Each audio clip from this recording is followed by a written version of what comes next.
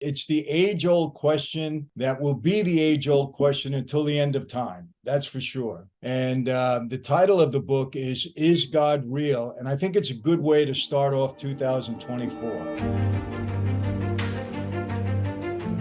Hi, this is Chazz Palminteri, Wise, and I'm Michael Franzese. a wise guy. So, Michael, what's the book? How we're starting off this year? Well, this might be a little bit controversial, but I think it's something that it's the age-old question that will be the age-old question until the end of time. That's for sure. And the title of the book is God Real? And I think it's a good way to start off 2024. The author is a fellow by the name of Lee Strobel. Here, let me hold up the book. Lee is a dear friend of mine. I had the privilege of meeting him probably about 15 years ago. And to give you a little story, we referenced this in our last video, but to give you a little background on Lee, Lee was a investigative journalist for the Chicago Tribune. Right. And he did a lot of organized crime stuff back then. And he was very good at what he did. He won a number of awards. And he was a stone cold atheist. Didn't want to hear about God, didn't believe in God, stone cold atheist. And that was his entire life until his wife started to go to a Christian church and started to have thoughts about God. Well, he was so incensed. He was so angry with her and told her she was wasting her time. And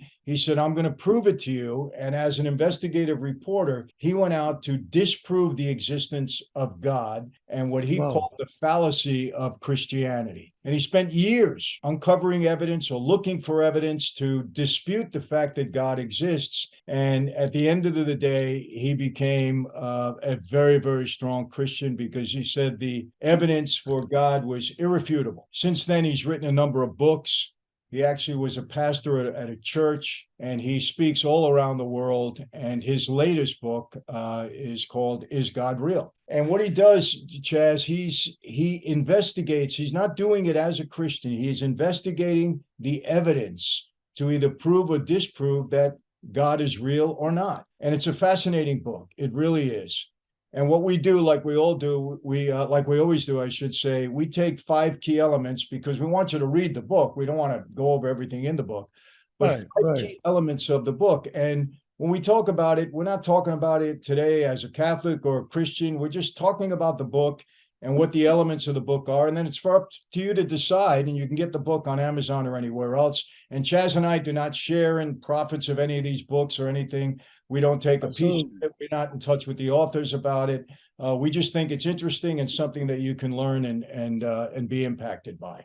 And again, for the people listening, it's not like this religious mumbo jumbo. This guy was he was a journalist, investigative journalist. He's just stating facts, and that's what I think makes this book so interesting. Yeah, and he does his work. I mean, this guy is a very intelligent guy. You can look him up. I mean, he's all over the place.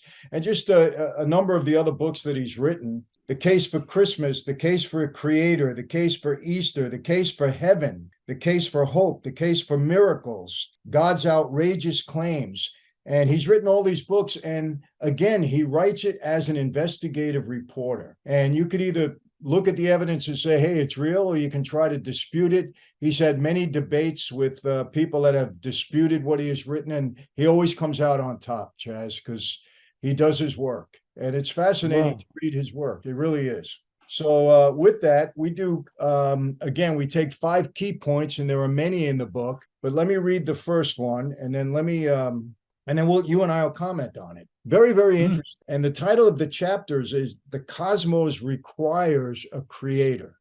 The Cosmos Requires a Creator. And this was where he did an investigation. And it said, evidence for God's existence in Is God Real? Lee Strobel presents compelling evidence for the existence of God. He explores various arguments such as the cosmological argument, the fine-tuning of the universe argument, and the moral argument to demonstrate that the existence of the universe, its orderliness, and the presence of objective moral values points towards the existence of a divine being.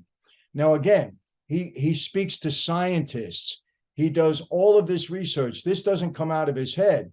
He gets various opinions from people, pro and con, and then he puts it in the book for you to decide. And I just want to read this. When he says the cosmos requires a creator, It says virtually all scientists now agree that the universe and physical time itself had a beginning at some point in the past. He says this has led to what's known as the Kalam cosmological argument, which says that whatever begins to exist has a cause. Whatever begins to exist has a cause. The universe began to exist, therefore, the universe has a cause behind it.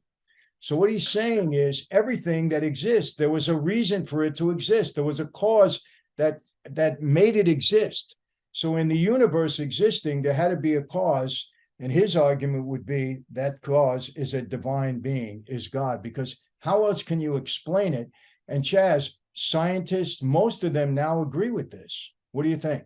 When I see that about is God real, and then I see a person say this, and the way he stated it, and I read other scientists who said the same thing, that something has to, this all can't just be an accident. It can't. Something has to happen. How does time begin? If you don't, so there's no, like if you go back, there's no beginning. There really isn't a beginning.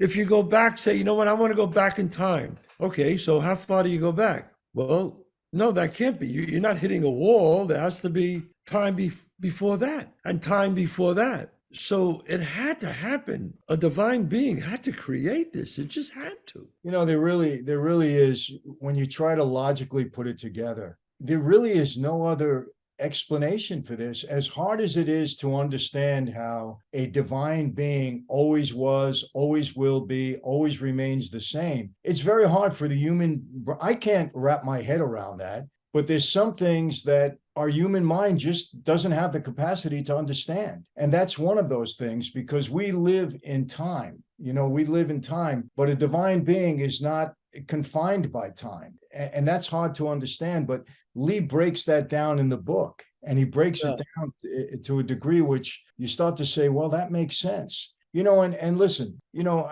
evolution is so hard for me to understand, because Chazz, if you look at the theory behind evolution, is that nothing ever existed. Remember the word nothing ever existed. And then all of a sudden, out of nothing, some little speck of dust appeared. And then that speck of dust exploded in a big bang. And what did it explode into?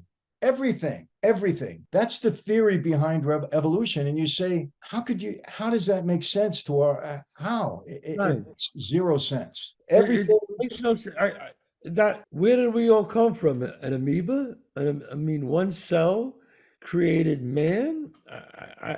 That's hard to buy. I don't know. Well, and here's the other thing that Lee breaks down. Listen to this. Human DNA. This is what exists in one cell. Human DNA contains more organized information than the entire Encyclopedia Britannica. One cell, the information. So here's what he says. If the full text of the encyclopedia were to arrive in a computer code from outer space, most people would regard this as proof of the existence of extraterrestrial intelligence. In other words, if something came down from outer space, we would say, well, that didn't appear from nowhere. Somebody had to create it. Exactly. But when we see it in nature, it explains as the workings of random forces.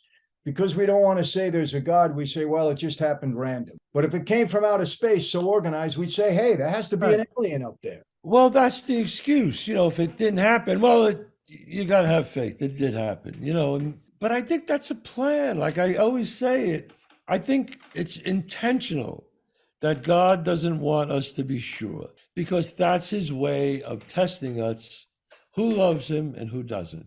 And that's the bottom line. That's it right there. Well, I agree. You know, he could have made us all robots and get down on our knees and just praise him from morning till night. But I think, you know, God wants us to come to him willingly. And you made we talked about it in another podcast. You made a great, you know, analogy with Sonny in the Bronx Tale. You know, some of the things that Sonny said, you know, you can almost make that analogy with God. Right. I don't want to make Sonny godly, but he's saying, he says to C, he says, you know, I make a joke, everybody laughs. I know I'm funny, but I'm not that funny. It's fear. And God doesn't want you, you know, God wants you to know, he wants you to trust that he loves you, and you have to love him. And that's it. And you know, and He doesn't want it to be where he comes out. If nobody does this, you're going to burn in hell. Then everybody go, "Whoa, okay, God, I'm on your side." But but he's saying to you, if you believe, I'm there for you, and I think that's important. Yeah, and another point, that comes out strongly in the book is that he takes an investigative approach. Strobel takes an investigative approach in his book, drawing from his background as a journalist. He interviews scholars, theologians, experts from various fields to examine the evidence for God's existence. This approach adds an element of objectivity and credibility to the arguments presented in the book. In other words, this isn't his own opinion on everything. He's Right, to hundreds of people to get there, and scholars and scientists and people right. that are really in the know. And he's come up with his conclusion that God is real. Wow. It seems like all his books, and here's a man who was an atheist. So how did this turnaround come? All his books pertain to disproving doubters about God. Well, Chaz, I look at it this way. If if we're wrong, if we lead a godly life, and if you read the Bible, you read the New Testament, it's all about, when you look at Jesus, his character, everything is about love, doing the right thing, forgive your enemies, respect people, be kind to women and children. That's what he taught. So he's not teaching anything negative whatsoever. And if the Bible tells us you believe in God, because if you don't, there is an eternity and you're going to a bad place after that for all of eternity that never ends. I always say this. One of the reasons that got me to search God, I'm going to be honest with you, there was fear involved. Because when I was lying in the hole, 24/7, 6x8 cell, wondering if I'd ever get out of there, I got a healthy fear of hell. Because I said, man, if there really isn't an eternity, and this is what hell is like, but a lot worse, separated from the people I love, nothing to do but be miserable all day, I don't want any part of it. So it caused Yes. me to start to do the work and do the research and come up with, hey, it's either real or it's not. And obviously, I've come to the conclusion that it's real. It's good to have a healthy fear of things that are bad. Yes. I have a healthy fear of drugs. My sister Yes. died. My brother was a junkie. I don't even want to go near a drug. I'm afraid I might like it and it'll destroy my Right. life. So I tell people, why not just investigate it? Because if we're right, you got a lot to gain. And if we're wrong, you got a lot to lose. Yeah. And what I meant before when I was saying about fear, yes, God wants you to come on his side. And yes, it's true. There is a fear that if you accept that fear, I mean, that's a good motivator. That is definitely a good motivator. And I've said where the fear comes from, where if you're doing something wrong for a long time and it really hurts your life, and then you decide, you know what, I'm turning my life around to God, you know that if you go back to that other life again, wow, God's just going to say, all right, you want to do it? Go ahead. But you know what happens. So it's a combination of that where I want to turn my life around again. And you know what? I fear my former life without God. And I think that's important. No, I totally agree that there is an element to fear, but you're fearing something that's bad for you, something that could, be extremely harmful. There's nothing wrong with that. And I think if people tell you differently, well, I have no fear in life. Well, then there's something wrong with you, because you should be fearful of things that are bad for you, of things that could hurt you. No question. Right. And I also think that people take, there was metaphors in life that I think the people who wrote the Bible, they go, well, all right, Chazz, so you're telling me there was Adam and there was Eve and there was this snake that went around and ate the apple. And then God said, okay, Adam, you're going to have to work for a living. And Eve, you're going to have to bear childbirth with pain. Are you telling me that happened? And so this is their argument about that. And I go, well, it's hard for me to explain that. I go, it could be a a thing where it's just a writer is trying to explain to you what he knows. What do you say to that? People who say that, Michael? Well, I say, listen, you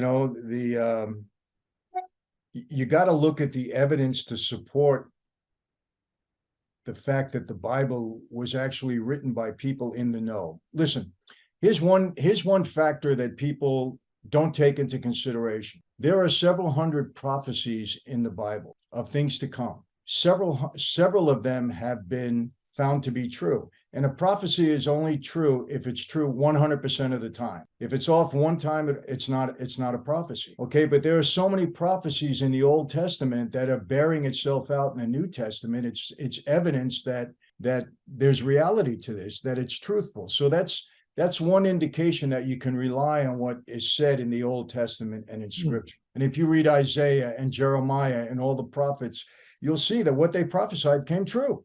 There's no question about it. So, the first 5 books of the Bible were written by Moses, they say, and Moses had that relationship with God where God appeared to him. The burning bush, we know that story. This is what Moses recorded in his writings. So I don't believe Moses witnessed what happened in the Garden of Eden, but I think that God put this in his head. This is how it began. So based upon that, I have to say that, yeah, it's not a metaphor. This is something that really happened. And maybe, It's hard for me to answer somebody because they try to belittle it to go, yeah, there was a guy and there was a woman and a snake and an apple. Come on. And because, they'll have convincing arguments about it and you can't change their mind. You can't, No, you can't. But you know what? A book like this, based upon fact and based upon research and investigative reporting, will at least let you question some of the doubts that you might have had and say, well, wait a second, and again, the stakes are too high not to investigate. Once you investigate, if you say, hey, this is all nonsense, that's up to you. Right. If you're wrong, if you're right, you're right. And if you're wrong, well, you suffer consequences. That's how it goes in life. But to not explore it and not even, look into it when the stakes are so high is insanity to me. Yeah. No, I agree. What do you have to lose? Yeah, I mean, you have nothing to lose, by looking into it. It's like anything else, you do the research, you find out if it's true or not.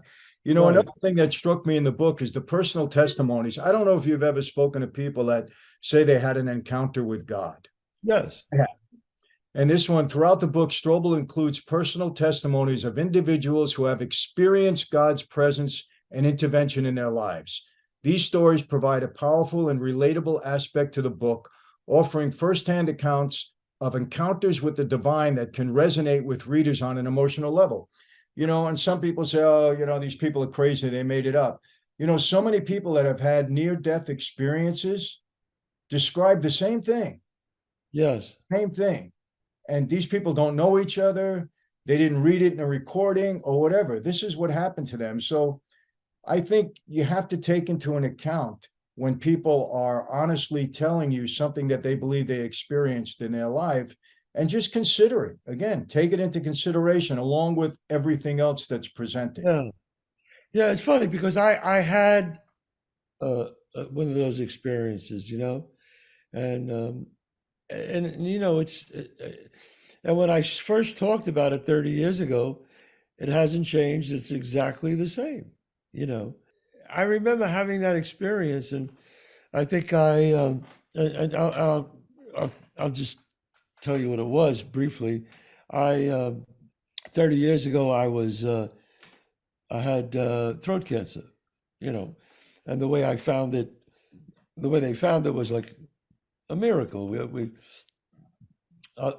I'll try to make the long story shorter, but I was getting ready to do a movie, and all of a sudden I wanted to get a massage, and my friend said, I know this woman, but she's very booked up. She's never available, but I'll give her a call. He calls her. She calls him right back and says, oh, I just have a cancellation. Where are you? And he says, well, then I had a house in Bel Air. And she said, you're kidding. I'm right around the corner. And he said, oh my God, well, come on over. So she comes over, massages me and feels something in my neck and says, you should check this out. I feel there's a little something doesn't feel right. And I felt it. I didn't feel anything. I went to the doctor the next day immediately, and he took an x-ray and put something down my nose into my throat, ear, nose, and throat specialist. And then he sent me to see the sign. He goes, I want you to go there and get an x-ray. And I was like, what the hell's going on? I was just about to start a movie, and I do it, and I'm all clear except for this in my neck. There's a tumor, a small tumor, and I see a specialist, and he gives me biopsies the tumor in it, and it's one of the most aggressive forms of cancer, Oh. highly aggressive. And he says, look, you got to get on the operating table in 48 hours, right now. And I'm like, whoa, what? Where? When? And I'm like, well, am I going to be all right? He said, we don't know until we get in there. I'm like, he says, you might lose all your teeth. You might not be able to speak.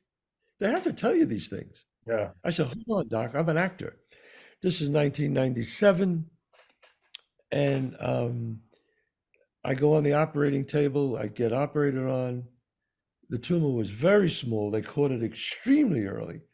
I didn't even need any chemo at the time. But then coming out of ICU, my wife took a break and she said, I'm going to go downstairs and get something. And my friend was there who got me the massage. And he was crying. For the past 5 weeks, he was crying every day about his mother, who just passed away 5 weeks ago. And he took her place. I didn't know this until I'm laying, just came out of ICU, and the whole room turns white, and it's like a cloud. And I see this woman sitting in a chair, and it's his mother, because I met her before. Hmm. But the only thing different about her, she's wearing glasses, these like half granny glasses.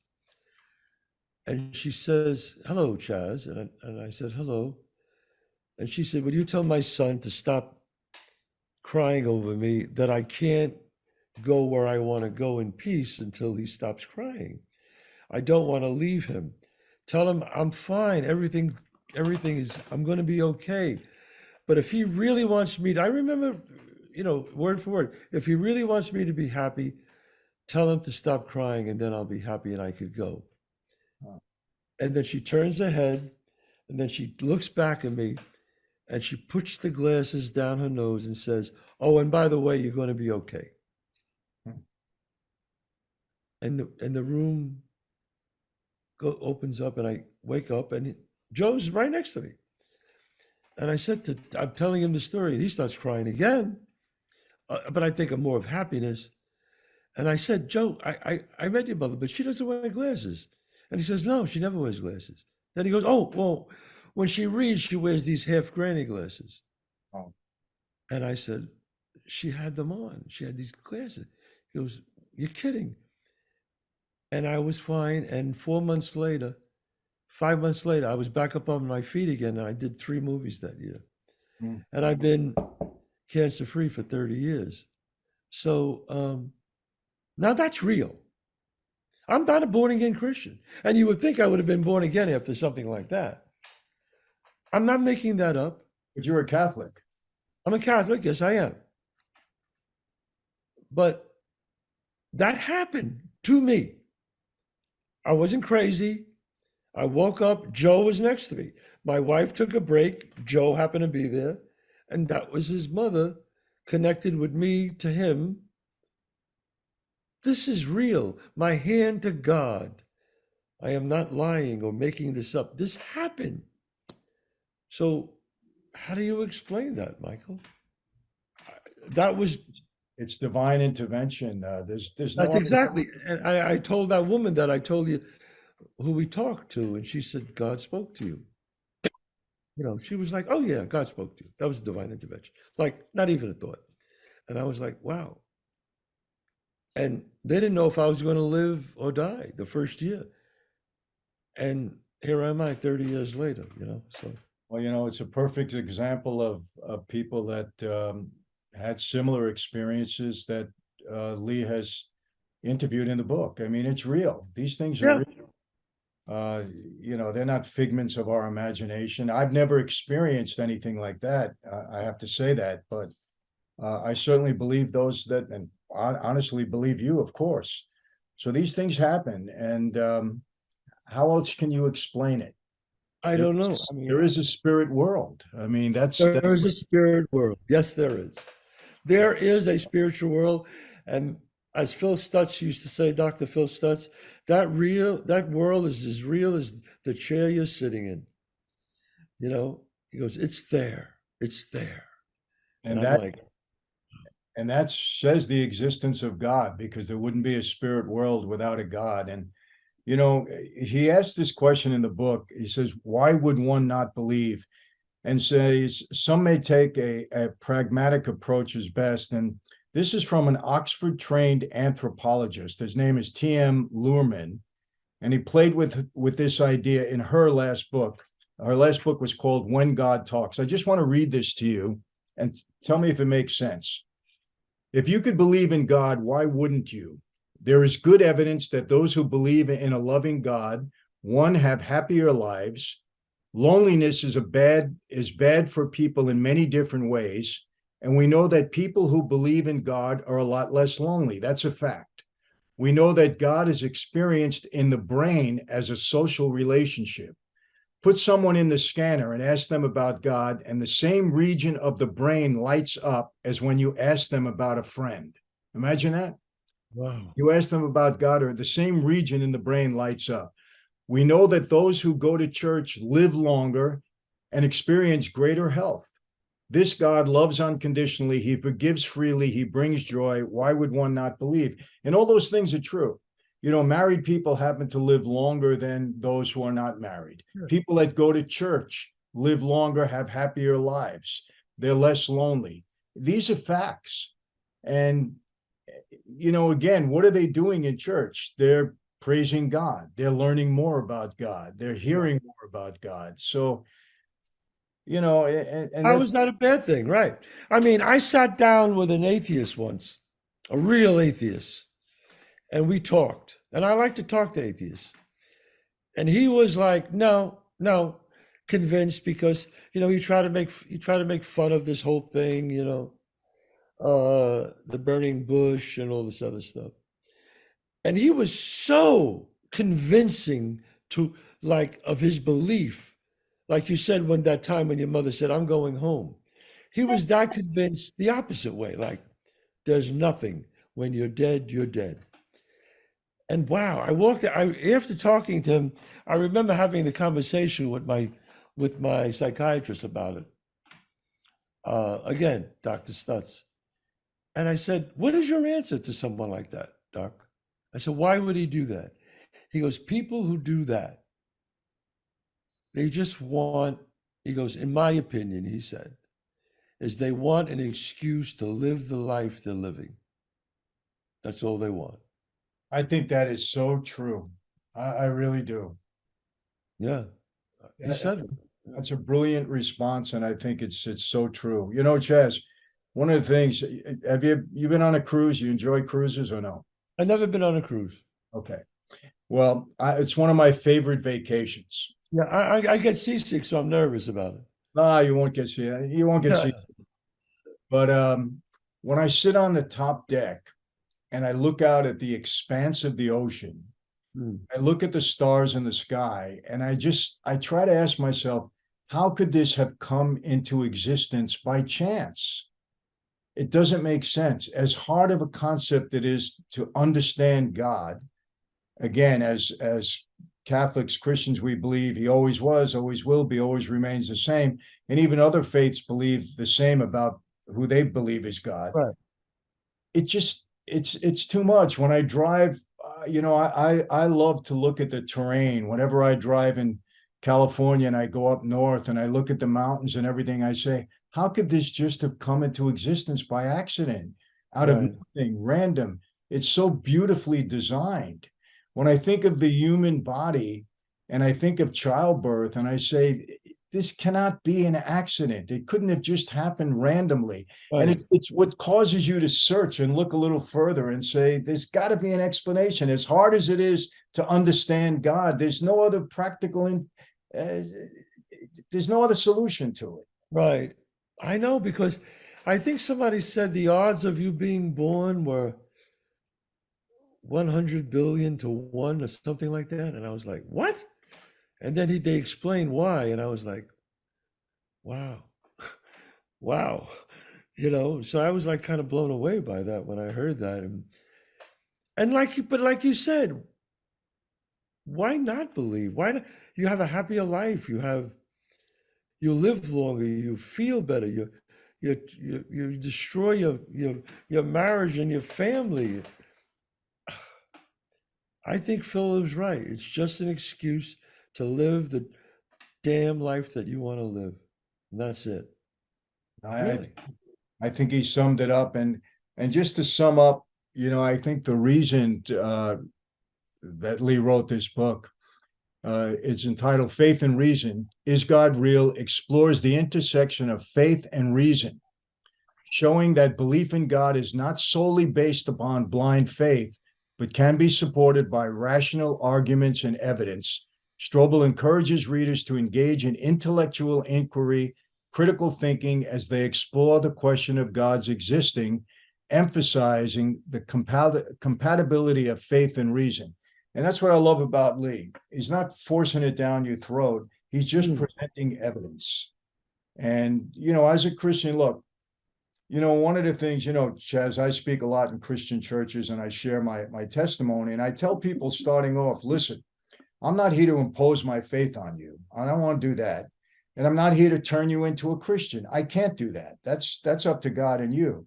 But I'm obligated to share my faith with you. Every Christian is obligated. Mark 16:15 was the last thing that Jesus said. As a Christian, we believe before his resurrection was go out and preach or share the good word with all of creation. So we're obligated to do that.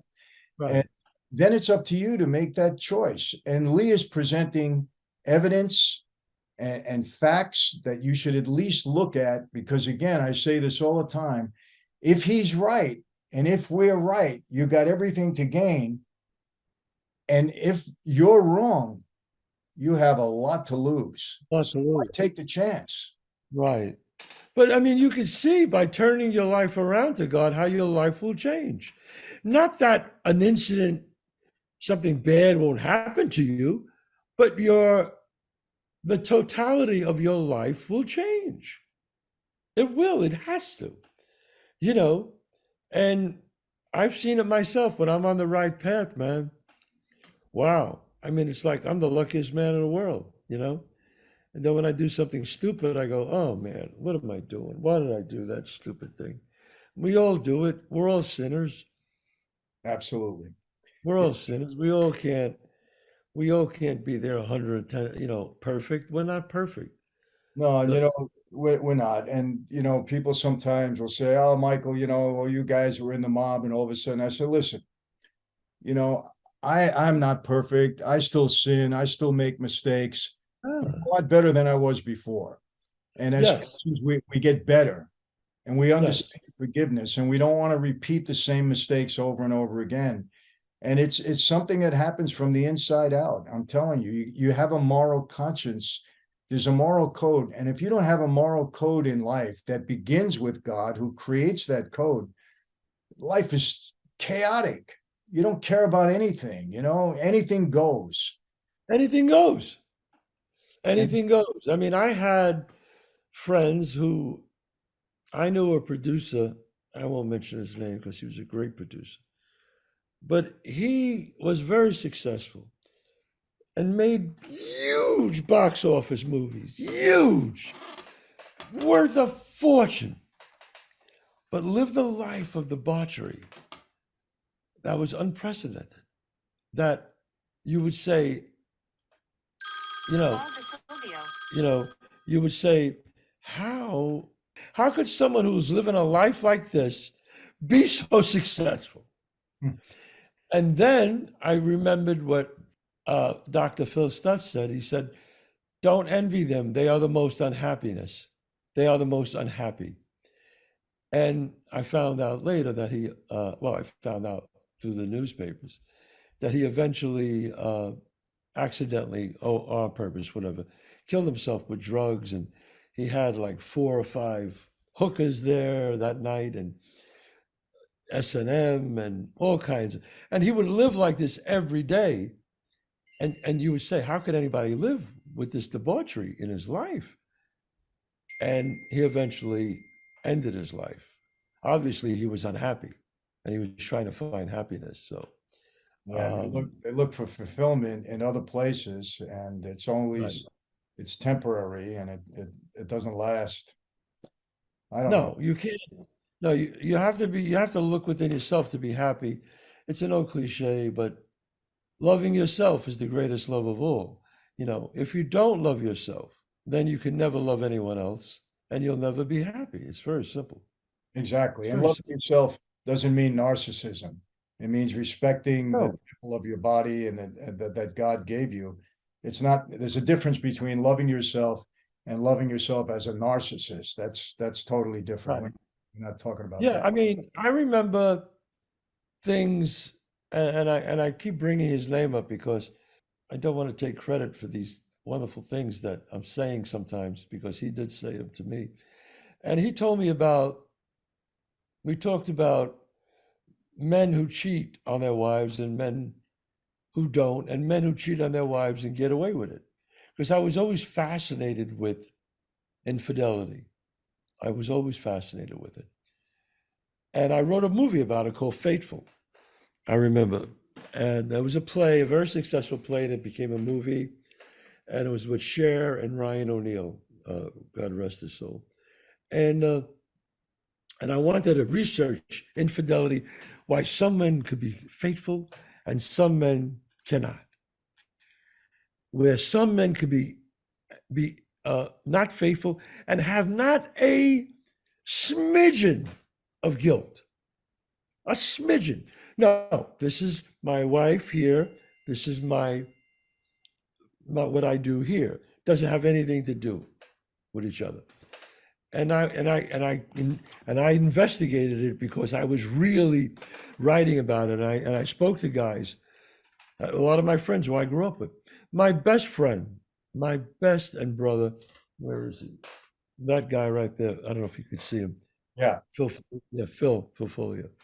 You would have loved him. I'm so sorry you never got a chance to meet him. He died with COVID.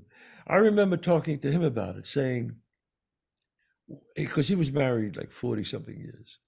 And I said, why you've always been faithful? And I know he has, because he always talked about you have to be faithful. And when he was 26 getting married, I remember a conversation I had with him. I said, Phil, he was handsome, 26. He was a lawyer, high profile lawyer, working with Rudy Giuliani. I mean, he was like, this guy had it all. And I said, why are you getting married? I said, you're only 26 years old. I said, do you think you could be faithful? And he said to me, he goes, Chazz, you're my best friend, right? I go, yes. He goes, well, if I can't never betray you, how could I betray my wife? And I was like, oh man, this guy's from another planet. Because at 26, that was a wild kid.